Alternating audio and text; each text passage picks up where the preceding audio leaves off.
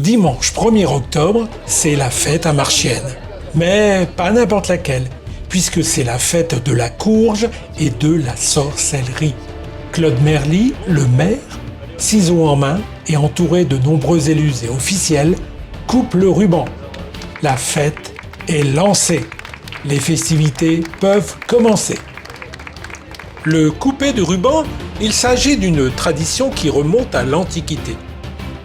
Une autre tradition locale cette fois, c'est d'offrir une surprise à Monsieur le maire. Maintenant, Monsieur le maire, en vous remerciant, l'année dernière, on vous avait fait une petite surprise. Mesdames, Messieurs, c'est l'occasion de prendre des photos. Monsieur le maire à côté d'un lit. Visiblement, Monsieur le maire ne s'y attendait pas. Je préfère les pêcheurs de flou.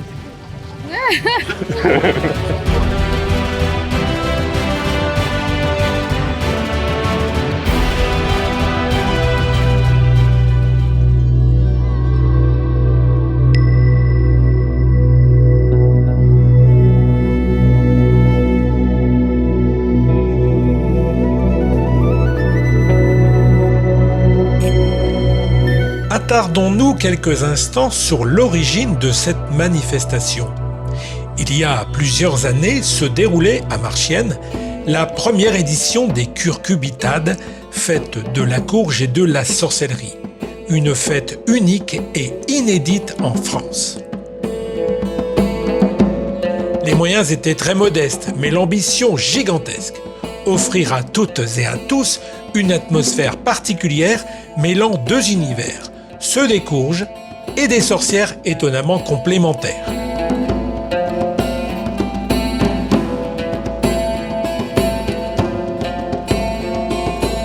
D'année en année, son aura s'est accrue et le public a adhéré sans modération à ce concept. Et des années plus tard, cette fête a su conserver ce mélange des genres, cette fraîcheur et cette liberté qui en font également son originalité.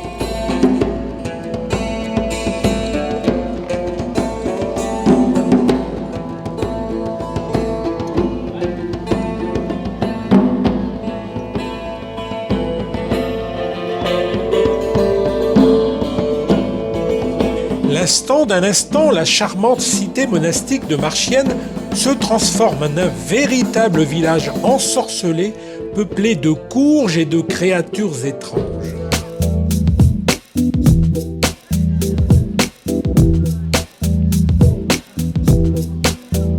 C'est des gourdes, en fait c'est ce qu'on appelle des gourdes, et ça après tu peux les laisser sécher. Donc en fait, normalement ça va sointer et ça va se vider à l'intérieur. D'accord. Et ensuite, en fait, comme il y a les graines, tu peux en faire un instrument de musique. D'accord. Ou ensuite, tu peux le couper, enlever les graines et puis ça fait des petites gourdes. Et tu mets un bouchon de liège. Voilà.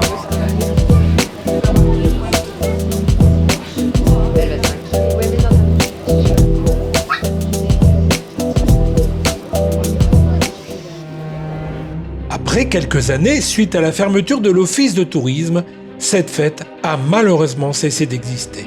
Mais c'était sans compter sur l'association Marchiennes Culture et Loisirs qui a eu à cœur de relancer l'événement. Certes, avec de petits moyens, mais la fête de la sorcellerie a attiré beaucoup de monde et elle a suscité un engouement particulier.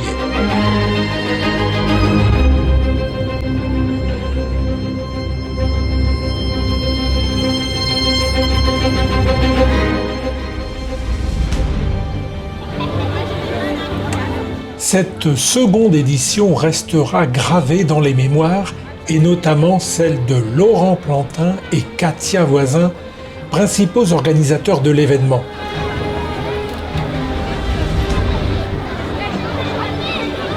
Ce n'est pas moins de 25 000 visiteurs qui se sont rendus sur le site. Record absolu. Je vais pouvoir vous réunir place de l'abbaye pour le jet de pièces. Elles vous attendent, nombreuses. le jet de pièces, place de l'abbaye. Il faut souligner également que la météo était de la partie avec un superbe soleil dans un ciel bleu azur et pour les déplacements, le réseau de bus de Douai, du Douaisis et du chœur d'Ostrevent et Véole avait mis en place des navettes pour transporter le public depuis les parkings jusqu'au lieu de la fête et pour assurer le retour.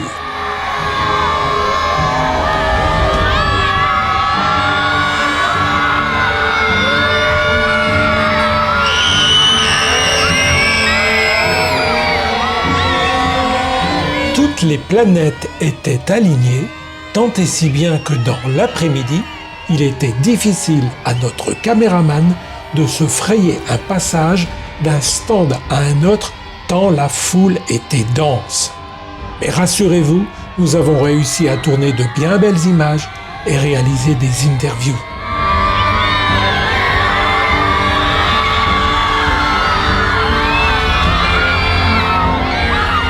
Ici, le jet de pièces qui symbolise l'offrande des sorcières, devant une foule immense qui hurlait.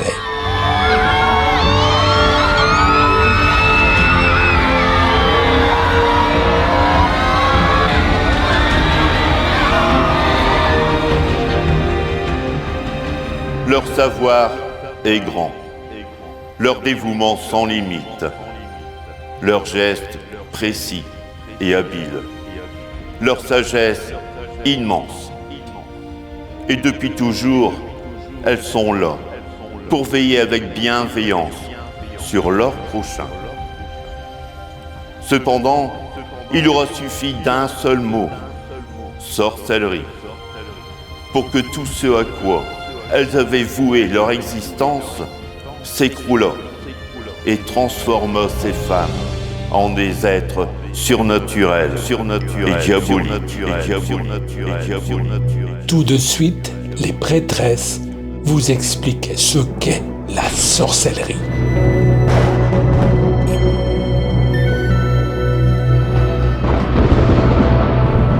Savez-vous ce qu'est la sorcellerie ? Dans un premier temps, considérée comme l'art d'interroger le destin, la sorcellerie a au fil du temps élargi sa pratique, en incluant divers sortilèges et rituels, associant potions et onguents. Une médecine douce, la médecine des plantes. Art ancestral, elle se transmettait de génération en génération. Ce sont surtout les femmes qui pratiquaient cet art divinatoire. Et depuis, elles ont continué de perpétuer chaque jour de leur vie les traditions des anciennes religions.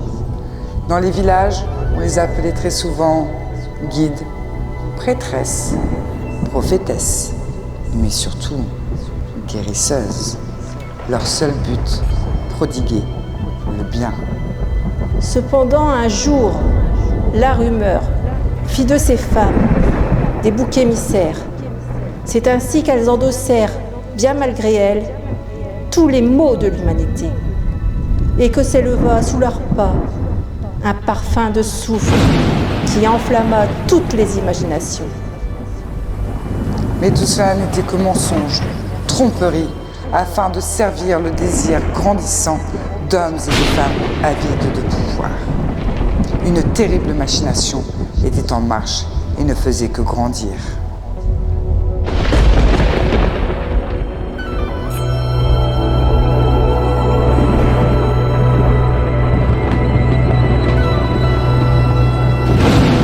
Un rang de femmes guerrières est né.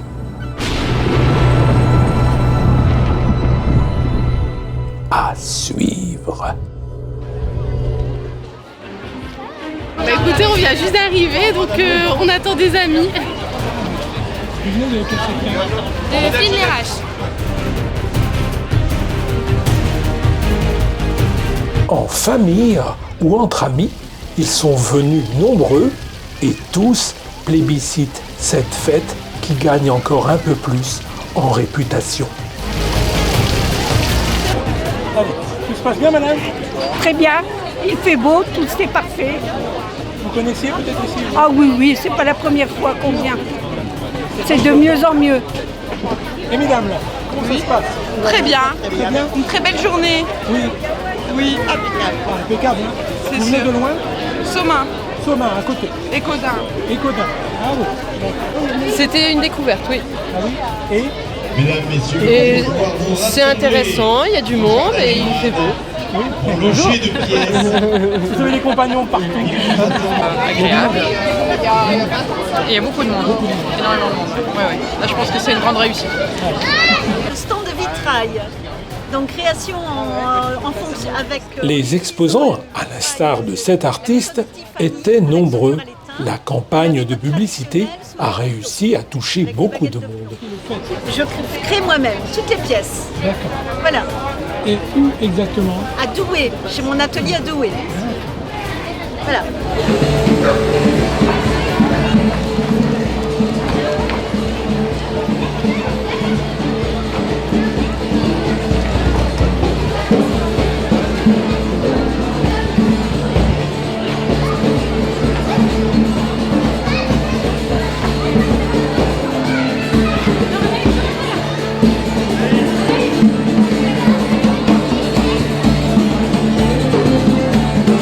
Le spectacle vivant, spectacle de rue, arpentait les 3 sites toute la journée.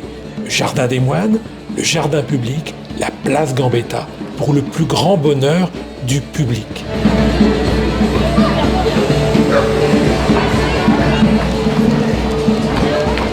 L'affluence des visiteurs n'a jamais cessé. Dans le milieu d'après-midi, il est devenu très difficile de circuler sur les 3 sites. À la mi-journée, c'est Claude Merly, le maire de Marchiennes, qui nous livre ses premières impressions. Claude Merly. Monsieur le maire, bonjour. La fête de la sorcellerie et de la courge est un franc succès et je suis peut-être en dessous de la réalité. Qu'est-ce qui se passe à Marchiennes? Pas de surprise avec cette fête. Aujourd'hui, on a une météo plus qu'extraordinaire. Je trouve que pour les bénévoles, tous les gens qui se sont impliqués, tous les gens de MCL, tous les bénévoles, les services techniques, les services espaces verts, des élus qui se sont impliqués, je suis heureux pour eux. Pourquoi? Parce que c'est eux, la fête, c'est pour eux, c'est eux qui l'ont réussi grâce à cette météo. Moi, franchement, je suis plus que satisfait et très très heureux. La semaine prochaine, c'est le semi-marathon et j'espère, au même endroit, j'espère qu'il y aura aussi un temps superbe. Le marché estival, c'est très très très bien déroulé. Aujourd'hui, il y a cette fête, la fête de la courge et de la sorcellerie. Et franchement, chapeau, super météo. Et c'est grâce à cette météo qu'on a du monde. Hein. Vous savez, s'il y a de la pluie, les gens ne viennent pas. Hein. L'année dernière, ils ont peut-être eu 4000 entrées. Cette année, je ne sais pas combien il va y en avoir, mais ça va cartonner, hein, je vous le dis. Monsieur Merly, merci beaucoup. Et puis, bonne journée à vous. Merci. Allez, bon courage. À la mi-journée, il était trop tôt pour faire un bilan. Cependant, les organisateurs ont vite remarqué une affluence hors du commun.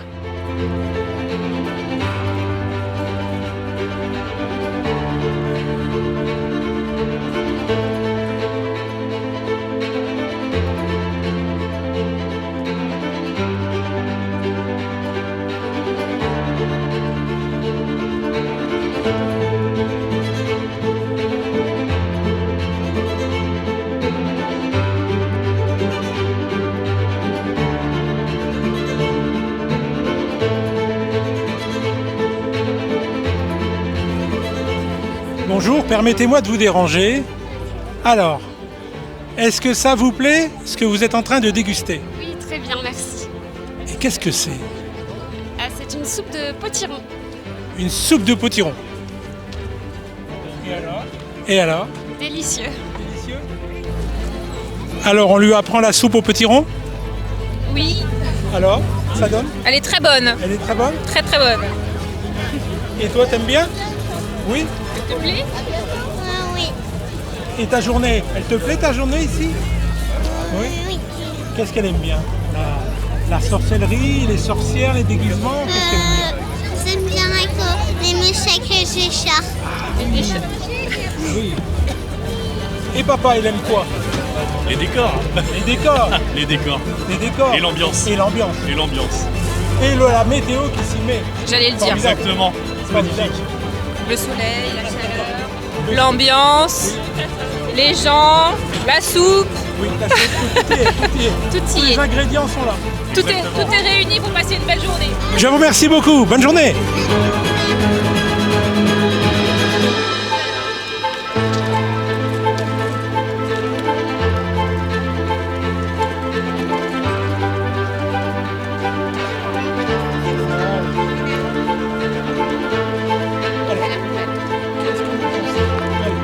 Je pense que ma maman, c'est la plus belle et c'est la plus compétente des conteuses. Donc, il faut venir l'entendre aujourd'hui à 13h45 parce que moi, je connais l'histoire de Jeff Bowell et ça vaut la peine. Vous êtes d'accord, madame? Non, c'est une magnifique fête. Sincèrement, ça vaut le déplacement. Super, il y a plein de monde. Voilà, Forza Marchienne. Ça veut dire vive Marchienne en italien. Bonjour, ici on est au stand minéraux, donc on propose des minéraux bruts et de l'hydromel aussi, on vend aussi des bougies, des fondants en cire végétale naturelle. Ce stand, à l'image de beaucoup d'autres sur le site, propose des objets en rapport avec la sorcellerie et l'art divinatoire. L'engouement du public pour ces objets va grandissant.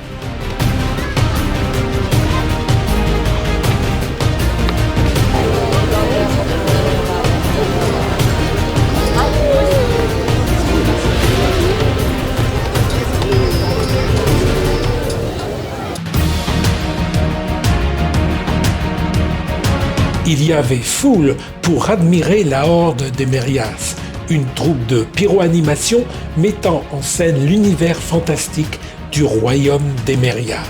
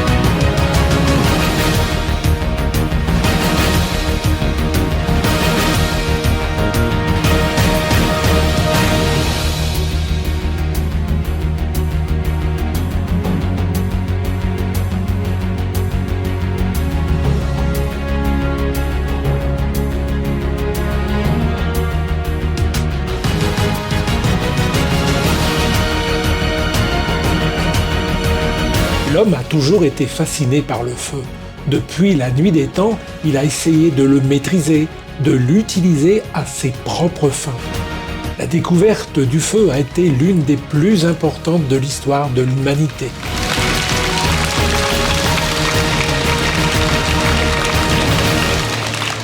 Le spectacle continue et ça va chauffer.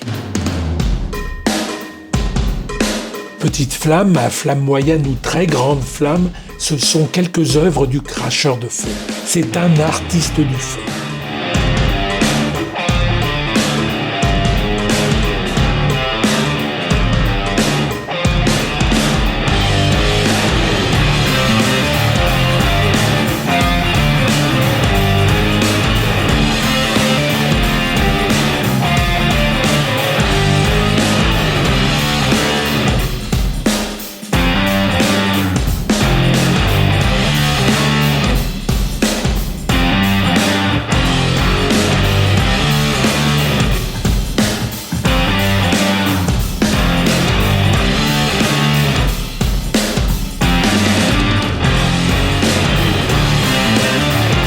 sa manipulation du feu, le cracheur crée un émerveillement à l'image d'un volcan crachant du feu lors d'une éruption.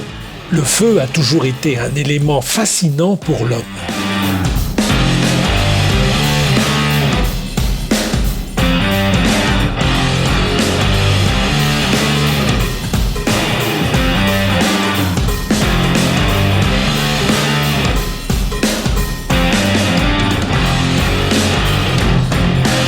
Le public fasciné en redemande.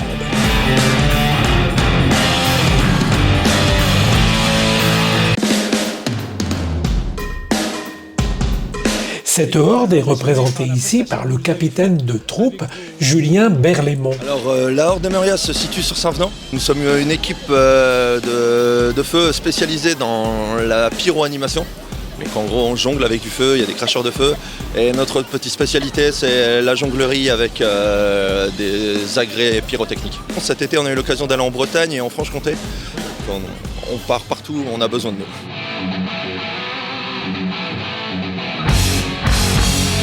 Le symbole du feu a été présent tout au long de l'histoire et dans différentes cultures. Il représente à la fois la destruction et la création, le chaos et l'ordre. Le feu est associé à la force et à la puissance. Il est considéré comme purificateur et transformateur. Le feu a toujours été un élément fascinant pour l'homme. Par la maîtrise de son art, le cracheur de feu impressionne. Alors, quand il s'approche du public et qu'il fait jaillir une gerbe de feu, le spectacle est complet.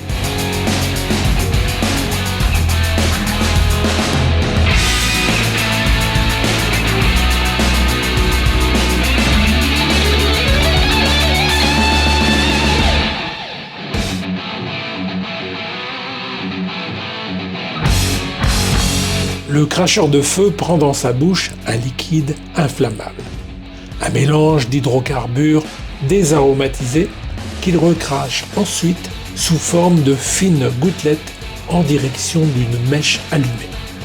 La difficulté consiste à produire un jet homogène afin d'obtenir une flamme de taille et de direction définie.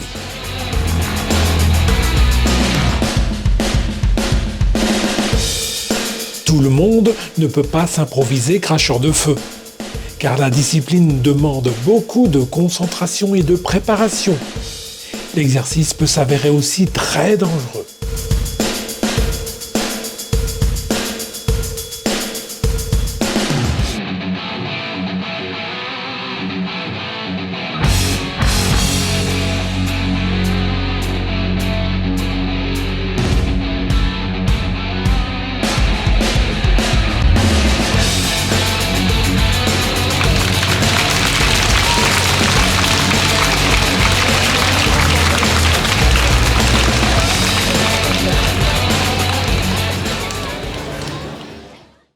Vous venez de Marchienne, vous êtes de Marchienne? Non, de Saint-Amand-les-Eaux. Et ça vous intéresse?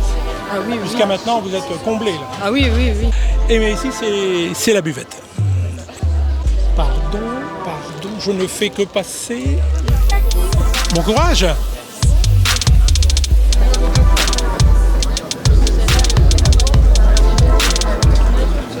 Eh ben, moi, c'est la première année que je viens. Donc ce matin, j'ai vu les sorcières. Et après-midi, on fait quoi les filles? On va faire les chevaux. Les chevaux. On va faire un maximum. C'est très très bien. Je recommande à tout le monde. Franchement, ça vaut le coup. Et vous venez de Liévin. Liévin, pas Lens. Vous avez fait quand même du chemin. Seriez-vous une sorcière? Oui. Non, je suis une fée. Non, mais très très bien ici. Franchement, ah ouais. Je reviens régulièrement. Vous êtes de quel secteur? Secteur de Marchienne? Lens-Liévin. Pas de Calais. Ouais. On était venus avant le confinement et là on revient et on est vraiment très contente que ça reprend. Ah ouais, c'est un plaisir de venir. Bien. Bon, écoutez, bonne fin de séjour à Marchienne. Et puis, amusez-vous. Pas de soucis. Bonne journée à vous. Au revoir.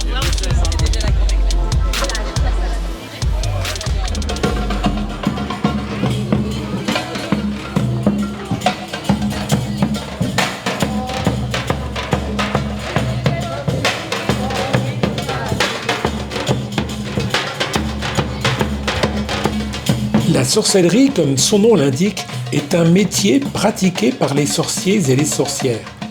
Mais c'est surtout à ces dernières qu'il est associé, car dans les temps anciens, c'était avant tout les femmes qui la pratiquaient. Certaines de ces femmes aidaient les personnes de leur communauté à guérir de leurs maladies. Elles employaient ce qu'on appelle communément des remèdes de bonnes femmes.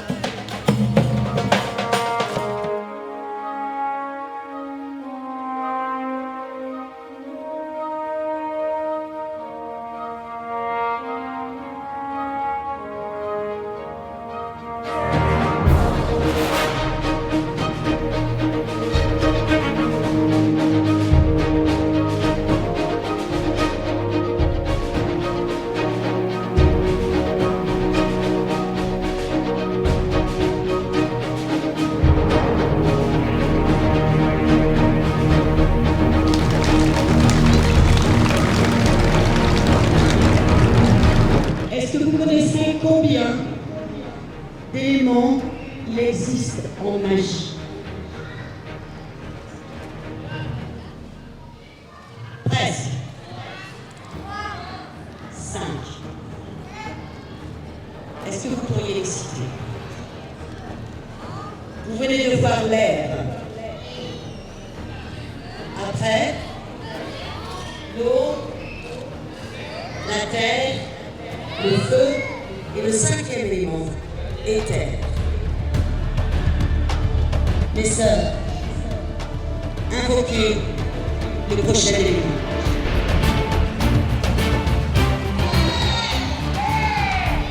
Terre.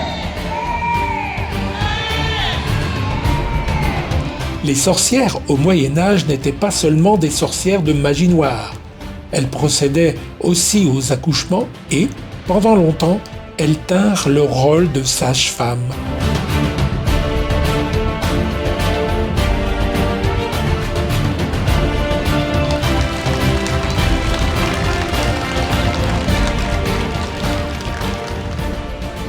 Le prochain élément est un élément fluide, liquide, agréable. L'eau, bravo les enfants, c'est très bien.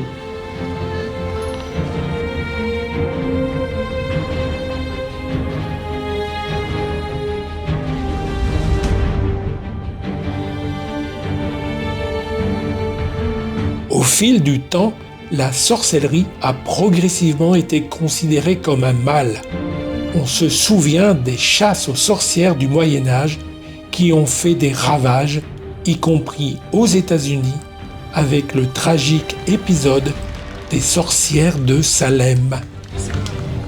Je vais vous laisser découvrir l'incantation au feu.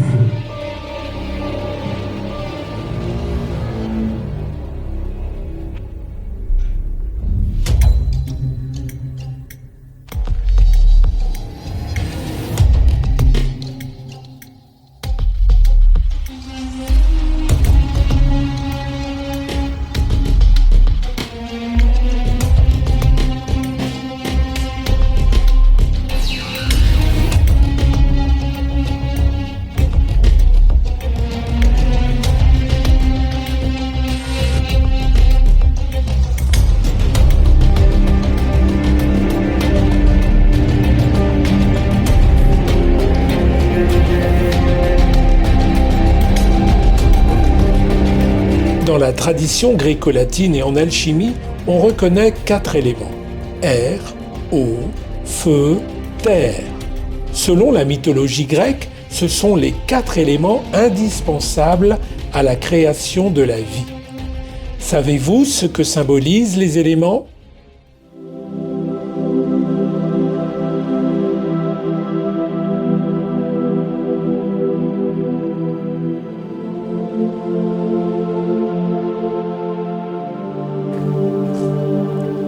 Je suis l'élémentaire. Je rattache l'espace, la distance, le poids et le temps. Tout vient de la terre et y retourne. Je peux être obscur et dense. Et je permets à la vie de croître dans le monde matériel.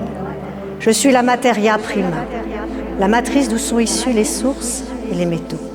Je donne la vie, je reprends la vie. Et je suis à l'intérieur de toute chose. Je suis le symbole de la fécondité et de la régénération.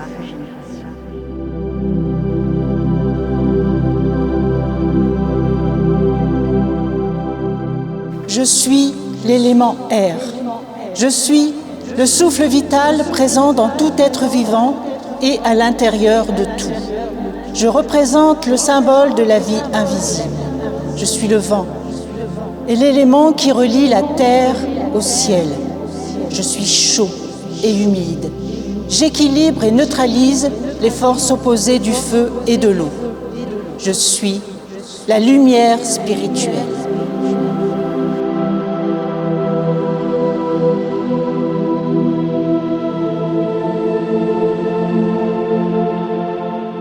Je suis l'élément eau.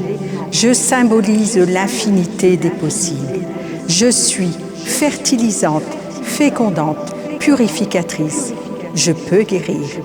La voie de l'eau relie toutes choses, avant la naissance et après la mort. Je n'ai ni commencement, ni fin. Je suis en vous et autour de vous. Je donne et je prends. Mais surtout, n'oubliez pas que je suis liée au chaos originel.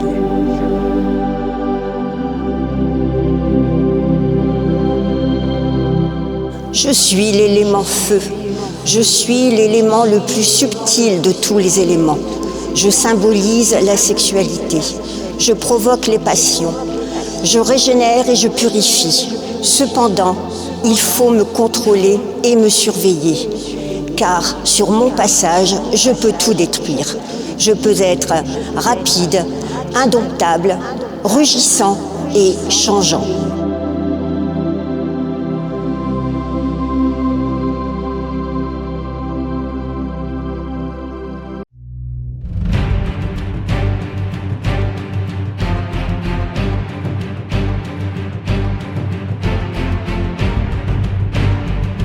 Les sorcières aiment et adorent la nature dans toutes ses manifestations. Elles se sentent intimidées et mystifiées face aux humeurs changeantes et aux formes de la nature et les considèrent comme des signes avant-coureurs du changement, de bon augure ou inquiétant. La sorcellerie est proche du paganisme. On est une écurie basée à Ornain. Le cheval s'appelle ? Il s'appelle Attila. D'accord. Tout à fait. Il a 8 ans. Je fais du spectacle équestre chez moi et à l'extérieur et maintenant c'est la deuxième année que j'ai l'occasion de participer ici avec mes chevaux. C'est trop chouette. Les sorcières d'antan avaient une connaissance profonde des propriétés des arbres, des plantes, des herbes. Elles avaient par exemple des penchants pour les chênes qui étaient considérés comme sacrés.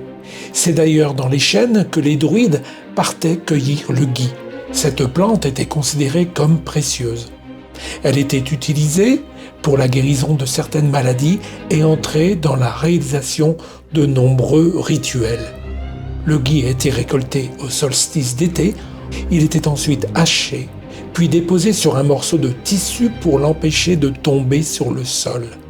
La poudre de gui servait d'ingrédient à différentes potions magiques.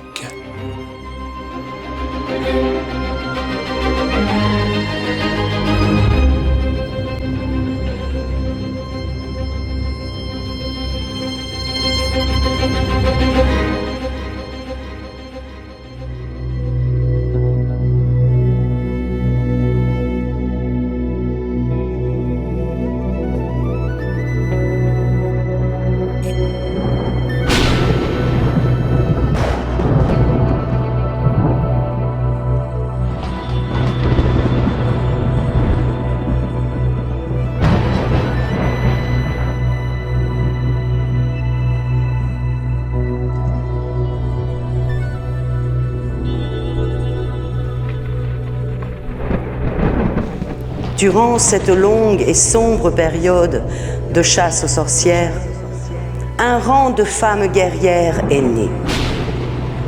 Leurs règles étaient simples. Faire preuve de noblesse de cœur et de courage, porter aide, soin et protection envers toute personne, être d'une conduite exemplaire et d'une loyauté sans faille envers chacune d'entre elles.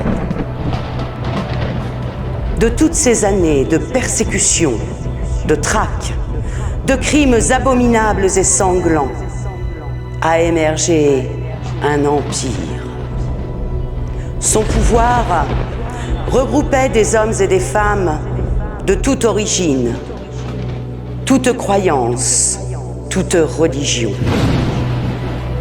Ce gouvernement suprême a mis à mal les traditions des anciennes religions, mais pas de tous. Venus de contrées lointaines, 4 clans ont décidé de venir prêter main forte et se rallier à ce rang de femmes guerrières afin de faire la lumière sur ces fausses et absurdes accusations, dénoncer les abus de pouvoir et ainsi faire tomber l'Empire.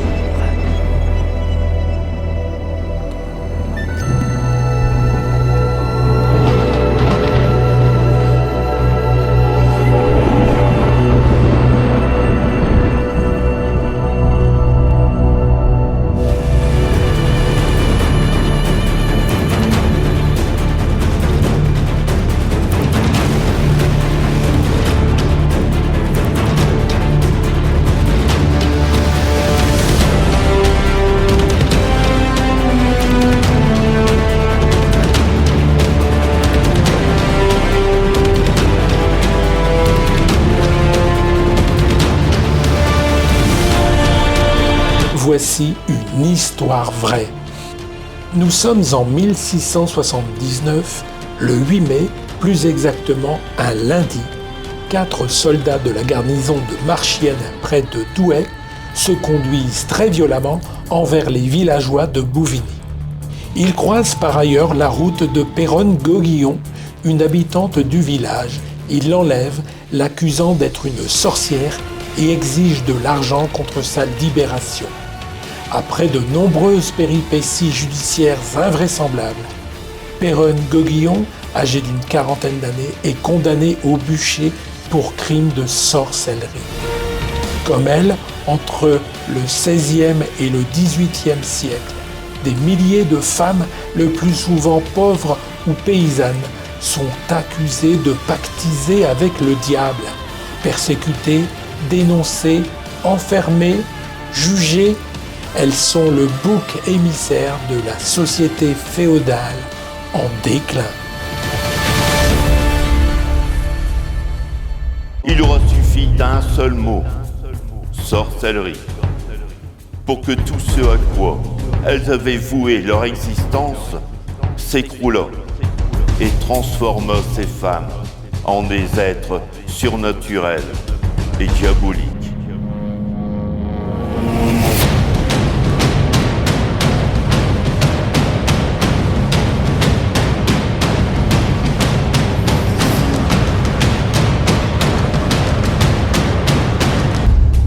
Et maintenant, comme alors, une bête approche, patiente et confiante, se délectant à l'avance de son pouvoir, sans cesse grandissant, qui débusque, torture et tue toute femme dans les villages.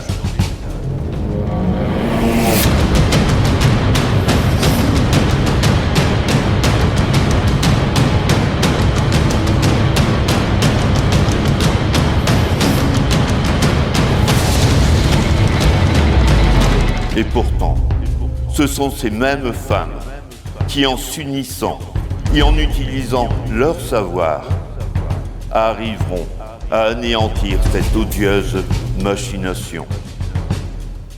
Laissez-moi vous prédire ceci. La puissance d'éther jaillira de la jonction entre les 4 éléments. Terre, air, eau, feu. Et le souffle de la magie réduira à néant cette conspiration.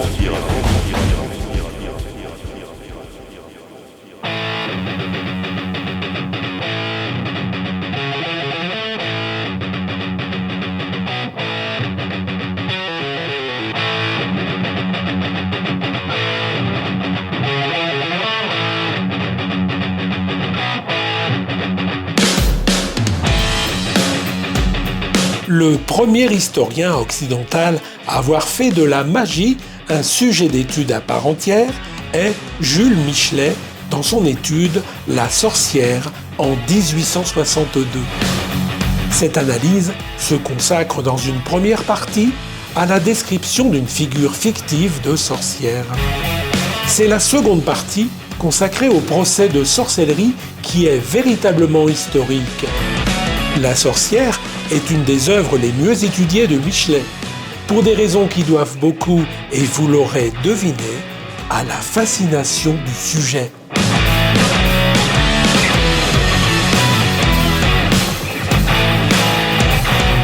Enfin, le phénomène de la chasse aux sorcières n'a pas fini de hanter l'Occident.